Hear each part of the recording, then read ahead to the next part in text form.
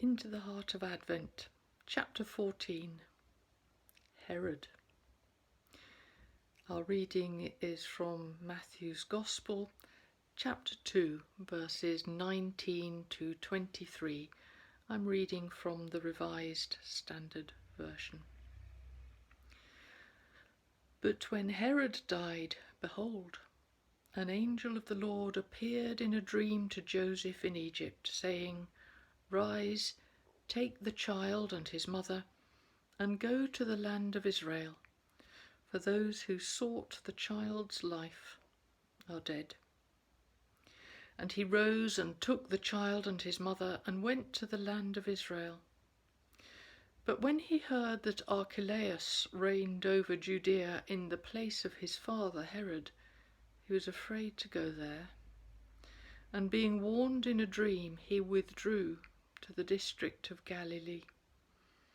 And he went and dwelt in a city called Nazareth, that what was spoken by the prophets might be fulfilled.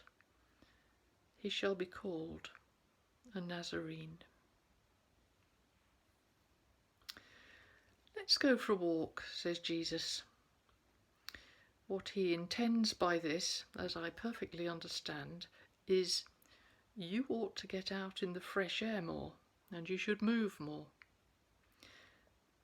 It's just that he knows me well enough to draw me out rather than shove me out.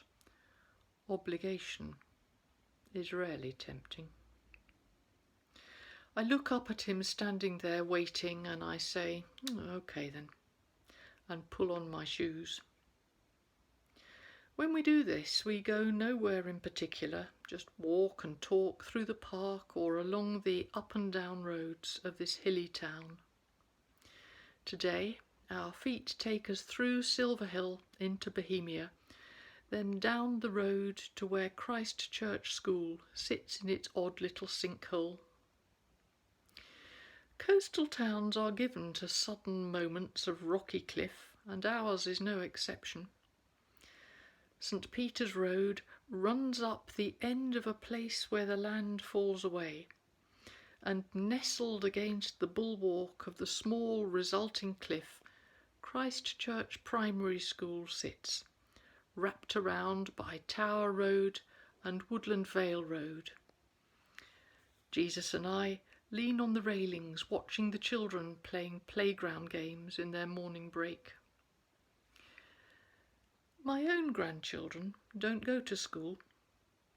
They are neurologically atypical, and besides, their mother has a profound distrust of institutions. Her preference is for the fundamentals of life, birth and death, working, playing, learning, cooking, to be rooted in the stable earth of home. I once knew a teacher from Christ Church Primary School who laughingly tossed into the conversation, "Oh yes, Herod, patron saint of school children." And there's a gritty little grain of truth in that joke which is not lost on my daughter. Those words come back to me now as we watch the kiddies bundling around the playground. King Herod, I say to Jesus, what was that all about? That dark and terrifying shadow over your life, like the shadow of a bird of prey, blotting out the sun, leaving little scuttling mice frozen in fear at its approach. Herod, for heaven's sake, Jesus, wasn't it enough to be crucified? What purpose in the divine pattern does King Herod serve? What solitary, useful thing can anyone learn from him? I love looking at the hands of Jesus. They are extraordinarily full of peace. Even now, at this recollection of the predatory cruelty that menaced his childhood, hunting him with singularly destructive and focused persecution. His hands do not clench or twist. They still rest loosely linked as he leans on the playground railing. Sometimes, he says, a woman or man of faith must speak truth to power. There are times to give account of the wisdom and authority within you. There are occasions when you are brought face to face with the forces of this world, and you have no other option. These are moments both of courage and of peace, because when there are no other choices, what else can you do? But in general, it is wise to take a path of quietness and lowliness. Avoiding confrontation takes you further. Keeping to the tracks that run close to the hedgerow, the humble, unimportant ways, keeps you out of trouble and extends the scope for loving and for staying alive. Wisdom, like water, flows round the boulders in the stream. Humility is not offended by stepping aside. The word of life is nurtured best by quietness. When the time was fulfilled, I came to Herod's palace. Herod Antipas, you know, not Herod the Great, who massacred all the babies. And he wanted to see a miracle. He was disappointed. It's a blindness, you see, mistaking the signs of God's presence for party tricks, as that fox Antipas did, or mistaking the signs of the kingdom for political rivalry, like his father. It would be laughable if it were not so bitterly sad. Deluded and suspicious in their egocentric world, enthralled by mammon, they cannot see the sweet light of day. They live chained in the dungeons of their own labyrinthine minds, out of the fresh air, stuck in the confines of their own fetid preoccupations. I think you can learn from this.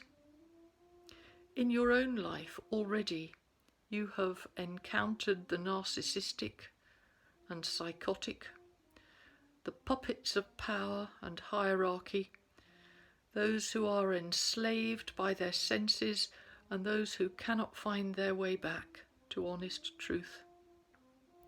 You know how impossible it is to reason with them. Wily and mistrustful and jealous, they see an enemy when they look at you, however hard you try.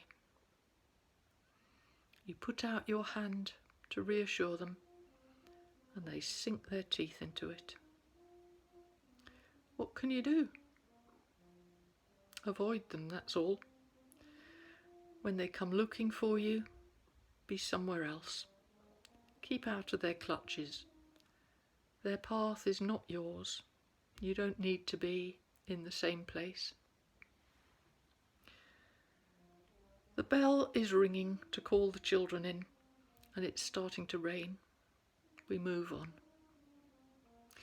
As we walk together, Jesus says, "Possess your soul in peace and keep your own counsel. Go your own way.